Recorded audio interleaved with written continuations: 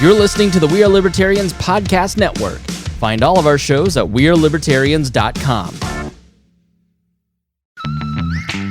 What if Galaxy AI could turn your to-dos into to-dos? Unlock everyday simplicity with the AI-integrated Samsung Galaxy S25 Ultra at Best Buy. Pre-order now at bestbuy.com. Best Buy. Imagine that.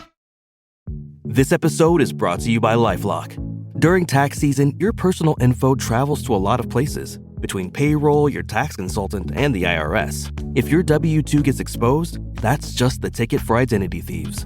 That's why LifeLock monitors millions of data points every second. If your identity is stolen, they'll fix it guaranteed or your money back. Don't let identity thieves take you for a ride. Save up to 40% your first year. Visit LifeLock.com/podcast. Terms apply.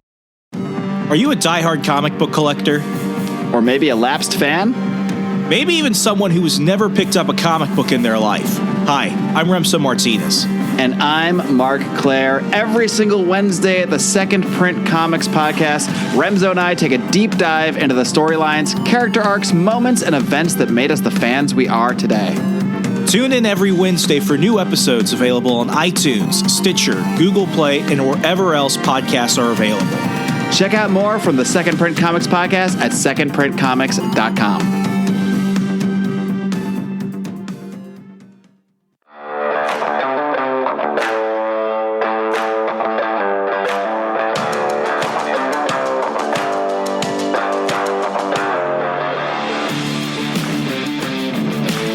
Prepare yourself. You're on the run with Remso W. Martinez. My mom tells me, well, usually when she's reminding her brother and I in front of my father, that when my dad, who's a class of 92 Citadel grad, the Citadel, the military college of South Carolina, that as proud as he is of it now, that as often as he will, talk about the good times and what he likes about it, he wants to go back and do this, and he's gone back and given lectures, he's gone back to alumni weekends, he's gone just to check out the school, hit the gift shop. He's proud of his experience, which was a hard one, and he achieved it. It was a goal he had since I think he was 12 years old. But what my mom will remind me is that when she first met my father, when he was in his early 20s, before they got married, that he would talk about it, and he would say some not so kind things about it, and he did not necessarily speak about the Citadel with love and adoration. Usually, it was words that he probably wouldn't appreciate me saying out loud since he's not here. But over time, his heart has softened towards it, even towards the first military school that he did a year at. It was a military junior college called Valley Forge Military Academy and College in Valley Forge, Pennsylvania. He went there for a year, and then he went on to do 3 years at the Citadel. But I think I'm at that point now. I graduated from Marion Military Institute, the Military College of Alabama, in 2015. It was a 2-year military school. I graduated with my associates in an early commission in the Army as a second lieutenant. And I'm still not a fan. I think that I had many gripes and complaints about school and the administration and the people and the food and the weather and the town and everything. And it just, I still get frustrated sometimes. But as I get older and as the years are starting to kind of weigh on me, the thing that really gets me thinking is when I see updates from some of the people that I went to school with, and I don't keep in touch with too many. I think probably less than 10, and we've been able to keep in touch over the years. And they're having kids now. They're going bald. They're moving. They're starting careers. Sadly, some of them are no longer with us. So you get to see people really become old people. And as a millennial, it's terrifying. I see 30 around the corner, and it looks at me and whispers, death. But whatever. I got an email recently talking about alumni weekend at Marion Military Institute. And I have vowed never, ever, ever to go back to Marion, Alabama. Ever. and I don't think I'll ever go back. But I look at this time in my life, and I try not to talk about it to other people because I always just end up shitting on it. It was a difficult time in my life, but ultimately, if I've learned anything over the last 7 years since I started, 5 years since I graduated, 6 years since I graduated, so 8 years since I started. God, it's horrifying to think of. I'm trying to focus on the positives that came out of it. And really, as I look back at the things that frustrated me and the things that challenged me, a lot of it was probably my own doing. Now the only thing I can do is choose what I reflect upon and how I'm going to take those memories and take those feelings and how am I going to manifest them into something else. Because if I just look back and get mad or frustrated about stuff, it's just going to impact me now. It's like it's just a memory. Yeah, it comes with feelings, but it's done. It's gone. The dirt has settled. The balances have been paid. People have moved on and done so many other things since then, myself included. So today I wanted to go ahead and share with you a little bit about my time there, really my first couple of years in the Army as well. I was in the Alabama National Guard. And this was all preparing me not only really enter my first crucible into manhood, but, prepare me to be an Army officer and just a functioning, contributing member and citizen of society. So what I've done together is I've put together 5 lessons I learned from my time as a member of the Corps of Cadets at Marion Military Institute. Not going to sugarcoat things, but I don't want to dwell on the things that I could dwell on either. I want to keep this productive because that is the best thing to do. I know that is what I should do because it is the right thing and it's a smart thing to do. So starting off, I got a scholarship. I got ROTC scholarship. I got accepted to the school. I was actually the first person in my graduating class in high school to be accepted to a college. And, prior to that, I thought I really am like, my standard was VMI, Virginia Military Institute in Lexington, Virginia. Like that was my standard. But I was basically put on the list of people that could apply a year later if we did school elsewhere, or we were like on a reserve list. And, my ACT scores weren't great. Didn't do enough sports. I don't really know. My math scores, my math grades weren't that great. I had a pretty good GPA. I mean, I was good enough to be basically on the wait list, but I knew that I needed to go where 1, I could get the money to do it, and 2, where I could go ahead and at least become an Army officer, which was my goal at the time, which I eventually did succeed at. So VMI. They're basically like, sorry, man, it ain't going to happen. So I was upset. But luckily, because I had that gold standard, I was still able to get a 2-year Army ROTC scholarship, and I was accepted to Marion Military Institute. So I already had my backup set up, and it's a pretty good backup. So I have to pay for school, and, at this school you can commission in 2 years just by getting your ass kicked for 2. That's a pretty good deal. So I wasn't that upset that VMI didn't work out, but, it was kind of there. And what ended up happening was I went to LTC, which is called Basic Camp, which is a condensed basic training. I did that about a week after I graduated from high school. I was 18. I did that at Fort Knox, Kentucky. Graduated, and I had a couple days off, and then I had to go ahead and matriculate into the Corps of Cadets for ITC, initial training course, which is about 2.5 weeks. And that's basically where you learn how to drill and prep your uniform and all the things you need in order to be a cadet in the Corps. And it was a rough summer. I mean, it was incredibly hard. It was one of those situations where I was afraid of everything because you see the videos and, I watched the show called Surviving the Cut, where they basically take you through like what it's like to try and become a member of like the Navy SEALs or Air Force Pararescue, Navy EOD, MARSOC, Green Beret, Army Rangers. And then, you go on YouTube and you go on the YouTube rabbit holes of how to prepare for basic training and everything. So it was rough, but here's what I ultimately was able to figure out. By the time I had finished training at Fort Knox and I went into the Corps of Cadets, I just spent all summer like losing weight, learning how to be a soldier, at least the basics, and getting yelled at by adults that were just screaming in my ear constantly. It was not fun, and the weather was terrible too. I mean, Fort Knox, it's always terrible.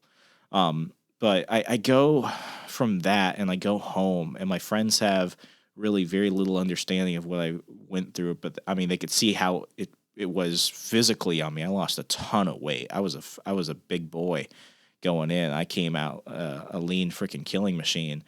But I was afraid of what the Corps Cadets would be like. And let me tell you, my first day, as I moved into my dorm with my roommate, and they do a little barbecue for the families, and you hug your parents, and you kiss your mom, and you go march off to the barracks, and that's when they just fuck around with your head all night and make you run around, do push-ups, scream at you. I was really, really intimidated. But here's the thing, like within 15 minutes, I realized that this was nothing, because here I am. Half the cadet staff weren't even part of the ROTC curriculum I was in. So I have like these fat, you wouldn't believe it, but there were some fat people there, like big, like, fat Albert, fat people who are yelling at me and calling me names and telling me to do push-ups. And it's like, I want you to do a push-up with me. And, quickly it got to the point where it's like, this is a fucking joke. And mainly it was one of those situations where it was like, I just went through all this shit and this is supposed to be difficult. What was really funny was that, you don't have to be going into the military to go to military junior college or any military college except the service academies. So I was part of the ECP, the early commissioning program, Army ROTC. You had people that were prepping and go to the service academies, Coast Guard, Air Force, West Point. You had people that were just part of the Corps of Cadets, so they were just regular civilians that were just doing the military school experience. And for those guys specifically, like, they're crying and they're freaking out. And I mean, they just, for them, it was a lot. But it was one of the situations where I actually just tried to have fun with it. I mean, my roommate and I had both been part of the same battalion at that point. A bunch of my friends who I went through everything with during the summer were also there with me. So I was pretty familiar, and we're just looking around. We don't want to be smarmy because we don't want anyone to like zero in on us. But it was one of the situations where it's like your fears are probably worse than reality. And it was that phase. I remember when we started doing military science lab and everything, where you're doing like squad level tactics and you're learning how to basically, do assaults and stuff like that. It was also another situation where it's like, you think you're just going to get yelled at and everything's just going to suck all the time. But really, the worst thing that I could possibly think of were the things in my head, because nothing was ever that incredibly difficult. And ultimately, as you're going through it and you're just paying attention to the here and now and you're just trying your best, ultimately, things were pretty okay. And that sums up a lot of things. I've dealt with a pretty bad anxiety throughout my life. And in the last couple of years, primarily, I've tried to really take care of it, really address it. And the one thing that you learn in therapy when you're going through this is that everything in your head is the worst case scenario. And really it is, because, often if you're worried about something, you have to ask, like, what really is the situation? And you go ahead and break it down. And realistically, 9 times out of 10, none of my greatest fears ever became true. And often I think about how I was when I was 18, imagining all these terrifying, extremely difficult, horrifying scenarios. And I compare it to myself as an older adult now. And I look at that and it's like, I stress myself out. I let it affect my personality and my decisions. And ultimately, I just need to remember this. And this is the first point that I want to reiterate. Your fears are probably worse than reality. Secondly, you're going to fail sometimes, but that's the result of daring to try. The fact that I was able to make it through Fort Knox that summer was big. I was not an athlete. I was not in shape. I was overweight. I had to lose. I lost 40 pounds that summer. Like none of my clothes fit me when I got back, and most people in my neighborhood didn't recognize me. I went from being the Stay Puft Marshmallow Man to being, in my mind at least, Jason Bourne, though I still had to, get some muscle tone and some, cardio endurance. But like I looked like I could, bite the head off a bat, get into a bar fight. It was pretty fun, especially with the shaved head. But at that point I had gone through that. And I'm thinking this is the biggest challenge of my life. And really, as I look back, that was the biggest challenge of my life. Because it was just one of those things that it's like every day was just, I had to take things day by day. It was really rough, spiritually, physically, emotionally. It was rough, but I go through that and I'm thinking nothing can hurt me. I already went through hell. What's going to be worse? And then I go through ROTC with my friends and we end up, graduating from that a few weeks later. And I mean, I just remember the people that were like quitting and dropping out and stuff. It's like, it'll just end soon enough. So I'm thinking, wow, I'm even a bigger badass. I've gone through 2 really difficult things that make people quit over the summer. I mean, lots and lots of people just fucking quit. And they go home and they do the quitter's walk and everyone makes fun of them. Like I never wanted to be that person. So I go through that and I think I'm just the biggest fucking badass. And then what I tried to do my first semester was I tried out for the honor guard. And, at the school you have the honor guard. They're the guys that do drill and ceremony, take care of the big parade flags and everything. Then you had the White Knights, which was the precision rifle drill team. Then you had, who else you had? You had Swamp Fox, which was just like a frat where they basically take you through the equivalent of like Special Forces selection. But it's more like how often can you get waterboarded and go weeks without sleep while also trying to do homework.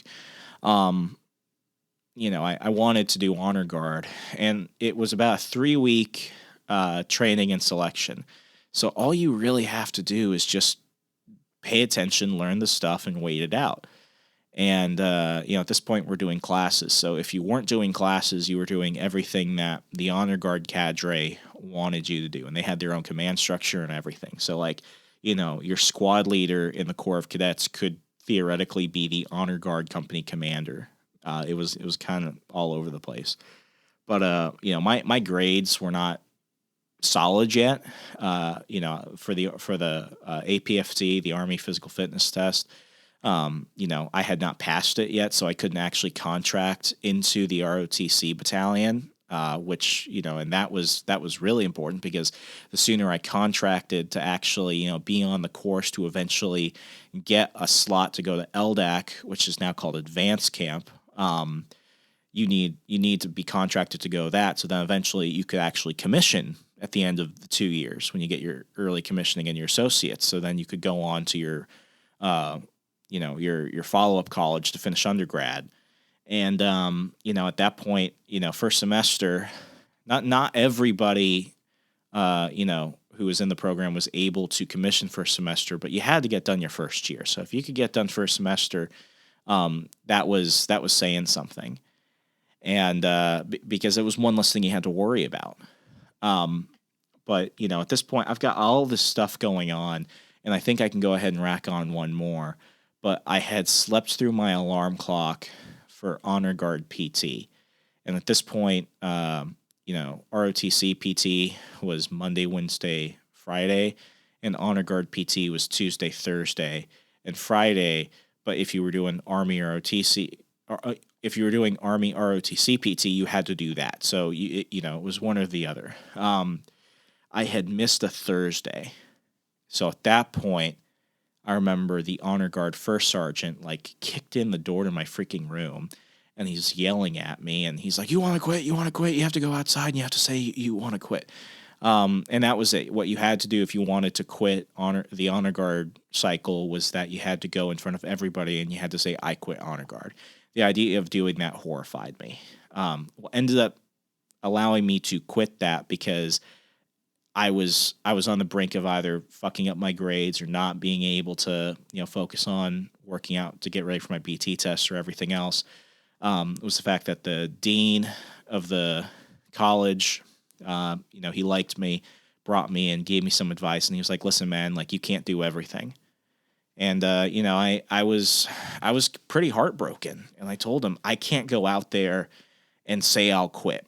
So in a way, I kind of copped out, because he said, I'm going to go ahead and just pull in the guy, and I'm just going to tell him, I've decided that you shouldn't do this. Which is ultimately what he was recommending. He was like, something's got to go, and this is like the least important thing. So even though I did not have to do what all the others had to do who quit and say it in public and have the public shaming happen, it still hurt me nonetheless. But in the long run, it was the best decision that I could make, because I had to contract eventually. I would eventually contract towards the end of the year. I'm pretty sure I was the last person in my company to contract. And luckily, one of the reasons why was because every first year cadet had a second year mentor, and mine was the battalion the battalion sergeant major for the Corps of Cadets, who was also Army ROTC, who was airborne school and air assault certified. His name is Tyler Mauser. He was also the commander of the Ranger Challenge team. Ranger Challenge is like the varsity sport of ROTC. The battalion ROTC military science professor military science PMC, he assigned him to me because he's like, if this guy can't get you ready, nothing can. And, I did Ranger Challenge for the spring, and that got me up to passing tests. They were giving me, like, towards the last couple of months, they were giving me, like, 3 PT tests a week. And luckily at this point, I was passing all of them. So all the stuff I needed to pass, I eventually passed. And I got my scholarship, and I was able to get a slot to go to LDAC. So, my journey there was good. My grades were up. But none of that would have happened if I had ended up just failing the first semester, because I didn't have, I didn't have the ability to look at the full situation, and my ego got in the way. And it was like, yeah, I would have done this extra thing, but that extra thing would have actually screwed up all the actual reasons I'm here. So, which is to say, sometimes you'll fail, but that's the result of daring to try. And, I've succeeded at a lot of things, and I've failed at a ton. And it's just how it is. What I saw pretty often was that the people who were just, the term is spotlight ranger, the people who it seems they are perfect at everything and they never fail, and they're just the top of the top. When those people would fail or lose at like the slightest thing, for them it was like the biggest fucking problem that they'd ever encountered, and they end up just spiraling out of control. And they either, most of the time they made themselves quit. It's like they self-sabotage because they couldn't take it. The thing is, if you fucking fail, just fail, learn your lesson, and move on. But they would take it as, I'm a failure for life, and they would just let it just completely screw them over. So, failure's gonna happen. Success is gonna happen. But, you're not deemed one or another just because of the streak you're on. So just, you tried, you failed, move on. You can try again. I could have done it like my second year, probably should have. But at that point, I was like, I'm already out the door. I'm about to get all my shit and leave. This won't matter at my next school. No one will give a shit. I'm not wearing a uniform. So yeah. Third, stress will show you a person's true colors. There's a term I learned, very, very familiar term for anyone who served in the military. Blue Falcon. Blue Falcon's a PC way of saying buddy fucker. And your buddy fucker is the guy who takes all the toilet paper from the latrine because you're all given a ration of toilet paper.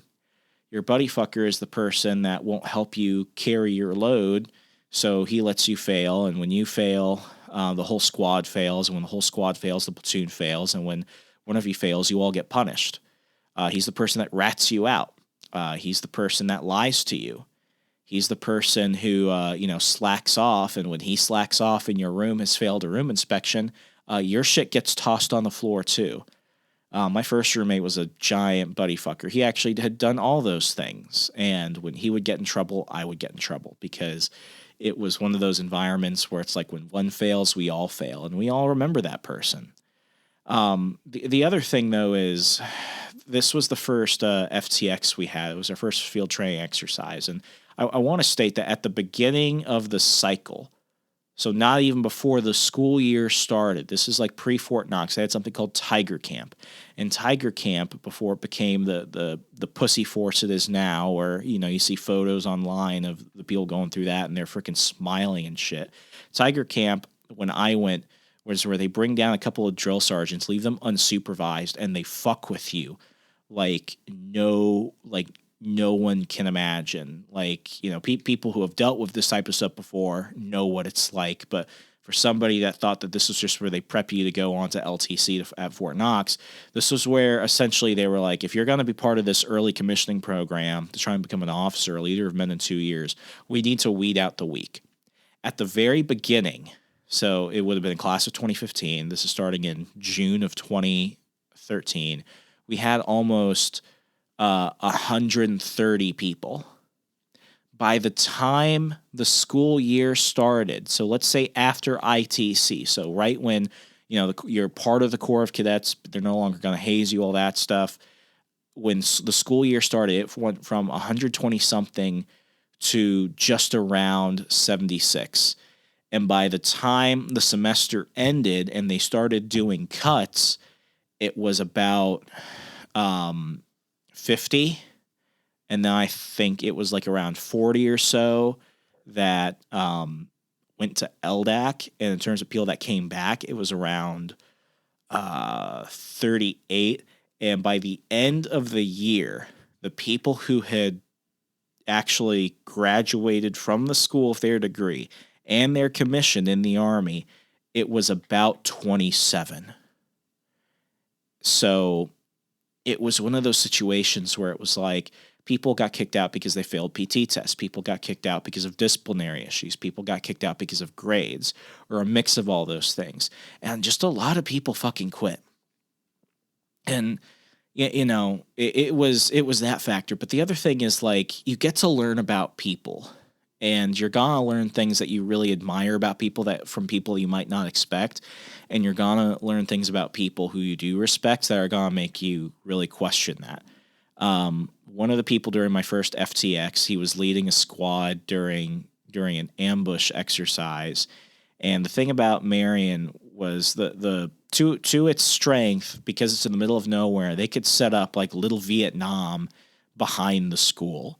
So barbed wire, trenches, bunkers, everything you need to simulate like, an austere Vietnam style environment. I say that because this program was created to accelerate the number of officers into the military during the Vietnam War.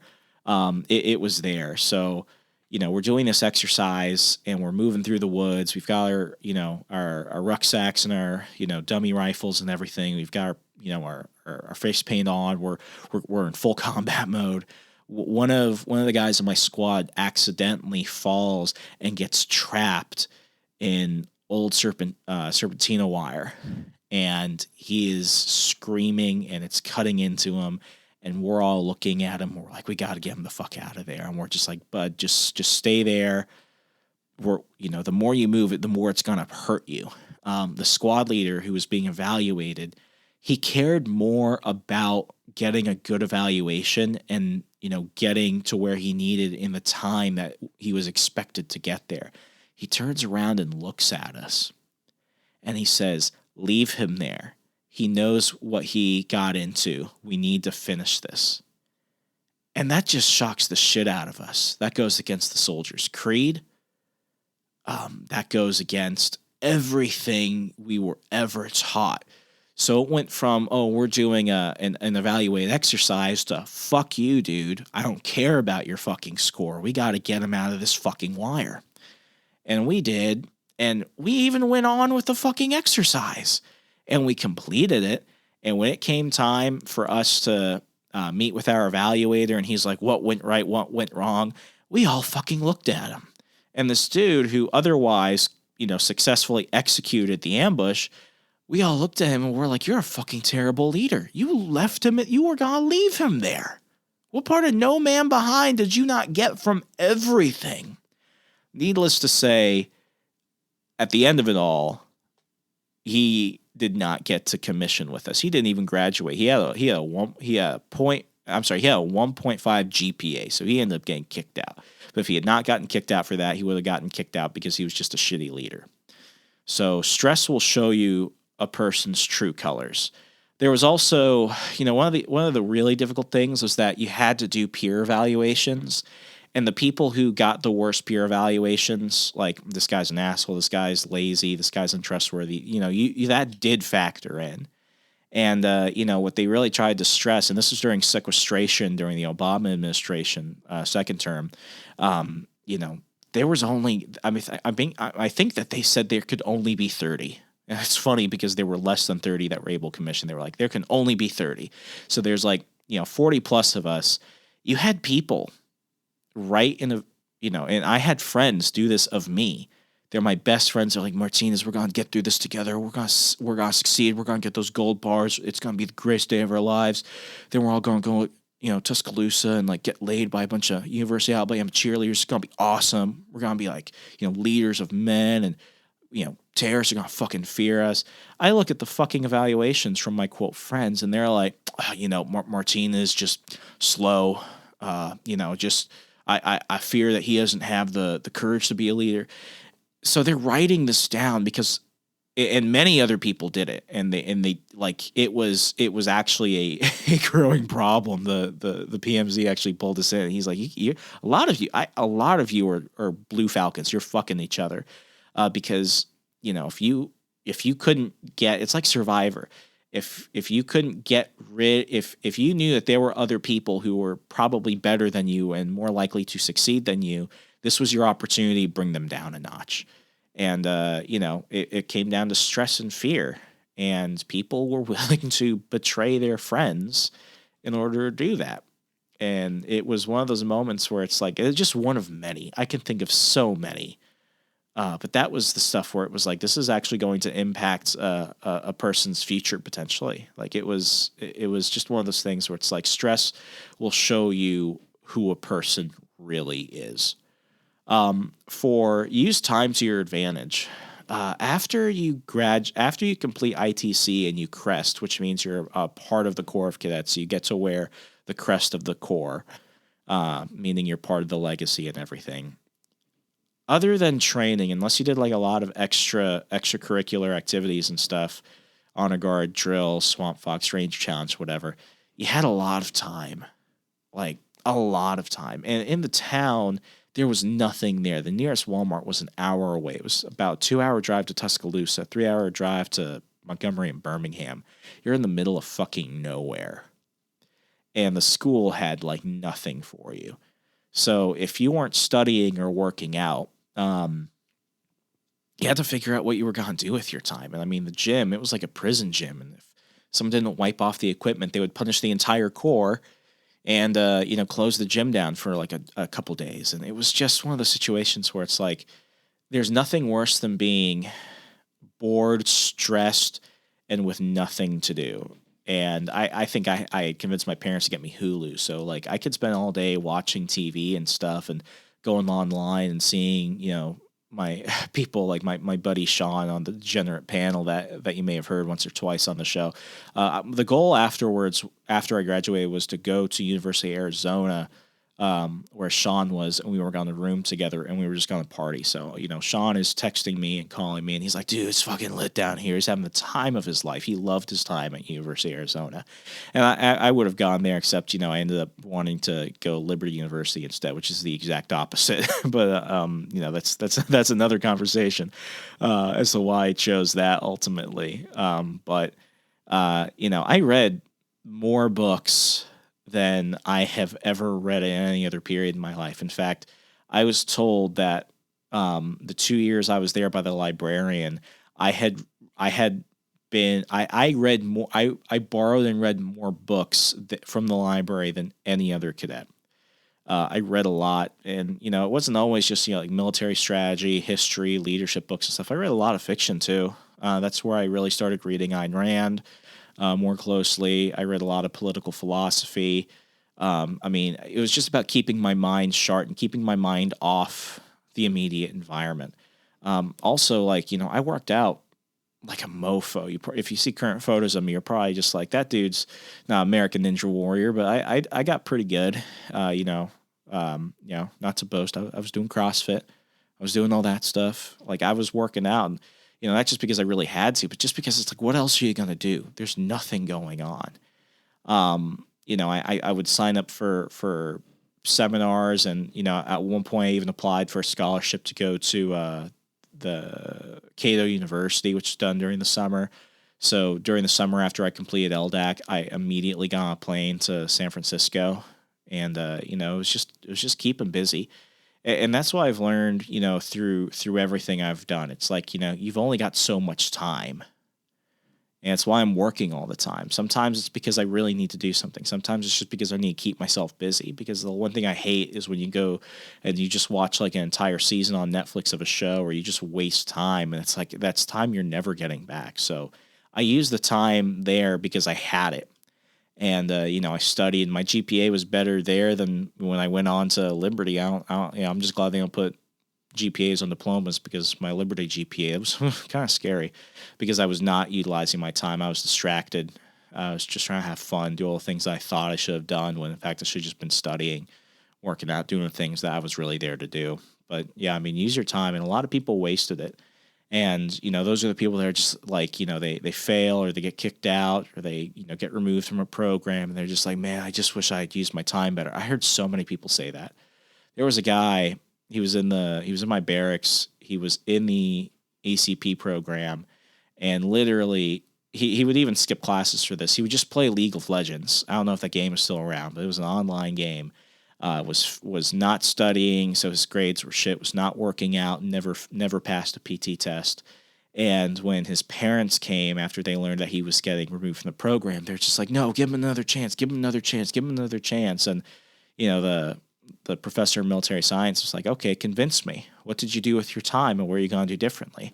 And when he told him he had spent all his time in his room playing video games, the guy was like, you knew that this was a accelerated program, that we're going to have a very small number of this current class actually commission at the end of it. And the dude was like, at the end of it, this is my fault. I did not take advantage of my time. So, that's it. Use time to your advantage when you have it.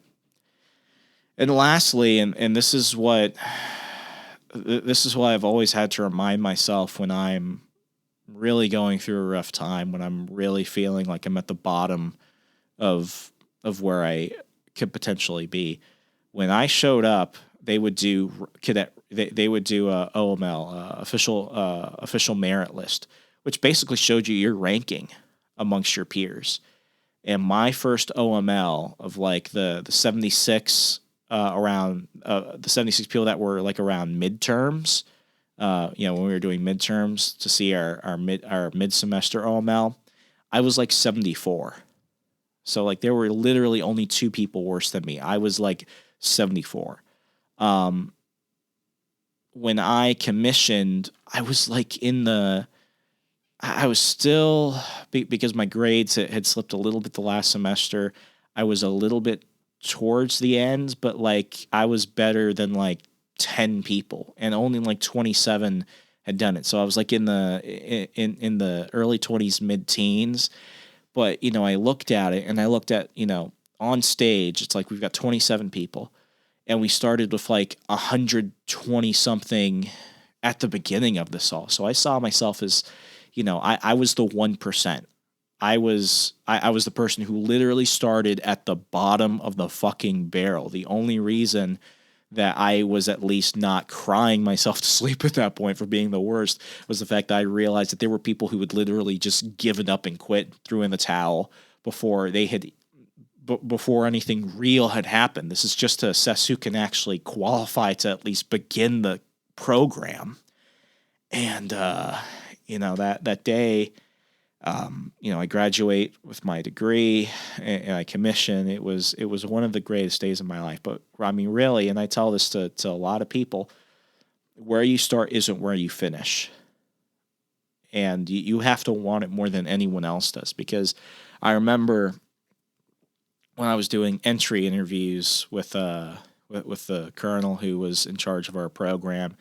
He asked me, like, why are you doing this? And I was like, well, I want to serve my country, but it's going to help me get a head start on my potential civilian career, and it's going to teach me a lot of valuable skills. He's like, and I'm like, it'll make me marketable to other people, and it'll make my parents proud. And he's like, listen, man, this is going to be freaking crazy. We're going to ask a lot of you.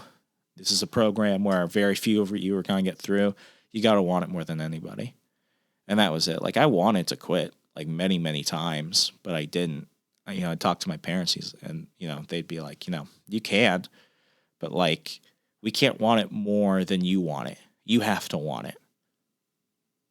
And, to go home after I packed my dorm at the end of graduation, when I've got my gold bar and my diploma, like, it validated that it's like, this was all me. I had to do it. I was lucky. I had good friends. I had good mentors. I was given a lot of good advice. I was given challenges that really taught me a lot about myself. But where you start isn't where you finish. So that's about it. And the other thing is, I had really poor confidence. I had really low confidence in myself, just in life. Like, I was just kind of a square guy. I still think I'm kind of a square guy. But, like, one of the things that had kind of pissed me off towards the end of my time there was that a lot of the core traditions and stuff, like shower parties where it's basically you just assault and throw shit at people on their birthday, and you toss them in the shower, and you throw food and stuff on them. Shower parties. We tased somebody in one of my companies. It was fun. Stuff like that we couldn't do. There were just little traditions that I can't name off the top of my head. If I looked through yearbooks, I'd probably remember, but, like, little traditions began to go away. And one of the things that was really unique was that on the bricks of the chapel, which was the admin building, the tradition was that every graduate of MMI can carve their name on the chapel bricks. And what they had told us was that we would be the first class not to do that, and that would no longer be a tradition because of, it could possibly cause damage to the structure and all this other stuff. So we were just like, we went through all of this, and we're like, they're taking this extra thing away from us. Like, this is fucked up. So, and they threatened that anyone caught doing it, keyword caught doing it, would be fined $2,000 and would be sued for property damage. So me and a friend, she was a softball player. We had actually gone on a couple dates that semester. I text her and I'm like, hey, I got my multi-tool. It's getting kind of late. It's a Saturday. A lot of people are gone. Let's go frickin' carve our names on the chapel. So literally we did that. And, I put R. Martinez because I want my writing to be bigger. And, most people just knew me as Martinez. I'm pretty sure there were people that I graduated with who would never know my first name, unless we were like Facebook friends or something, because everyone just referred to themselves by their last name. So I carve my name. She carves her name. We look around. We're like, oh my gosh, we just did this. And it's in a part of the building that no one's really going to notice. And then, I look over and, she's looking kind of cute, and I go for it. I kiss her, and she kisses me back, and we had a fun afternoon. I'll leave it at that. But I did something that me at the very beginning would have been like, no, you don't do that. You'll get in trouble. Don't do that. Listen, be a good rule follower and everything. So I go from that to 2 years later, having gone through all this shit. I'm like, fuck it, I'm gonna do it. And then, I kissed this girl, and I had never necessarily been much of a player. So for me, go my way and do that and succeed at that, that was pretty cool. That was fun. But, it just taught me that it's like, just take the chances sometimes. You just gotta get through it because, unless death is a potential opportunity, unless severe jail time is a potential opportunity, there are worse things than just failure. So to reiterate, lesson number 1, your fears probably are worse than reality. 2, you'll fail sometimes, but that's the result of daring to try. 3, stress will show you a person's true colors, including yours. 4, use your time to your advantage. And 5, where you start isn't where you'll finish. And the unofficial one, just be bold. Man, sometimes you just got to kiss the girl. You got to go carve your name. and potentially get $2,000 fine. But there are worse things. Other than that, I look back and maybe one day I'll go back to an alumni weekend, but I don't want to look back at all these things and just think it was all terrible, that nothing was gained. And, there were things that happened that, I look back and it's just trivial in the grand scheme of things. And, while I wasn't necessarily like number one cadet, I never got really some of the things I wanted to get out of being a member of the Corps. Like, I gained friends for life. I gained lessons for life, opportunities I would have never had. And I'm a better person because of it. So, I'm choosing to look back fondly, despite the challenges and the fears and everything else, because that's a choice to change the lens in which you view the circumstances as a choice. And I'm better because of it. And these are the 5 lessons I hope benefit you in one way or another. Please, if you liked this episode, share it with a friend. Leave me a 5-star rating and review on Apple Podcasts. I ask with every episode. It costs you nothing, but means everything to me. And I'll talk to you later in the week. As always, be good, stay safe, and I'll talk to you later. I'm Remso W. Martinez. Good night.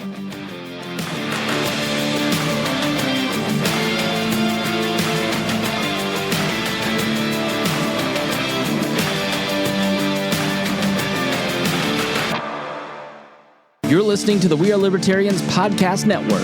Find all of our shows at wearelibertarians.com, like The Chris Spangle Show, Liberty Explained, The Brian Nichols Show, The Boss Hog of Liberty, Freedom Strips with Keaton Tucker, On the Run with Remso Martinez, Gingerarchy with Tricia Stewart-Mann, Upward, Libertarian Activism, and Now Hear This. Tune in now and we're going to help you sound smarter when talking with your friends.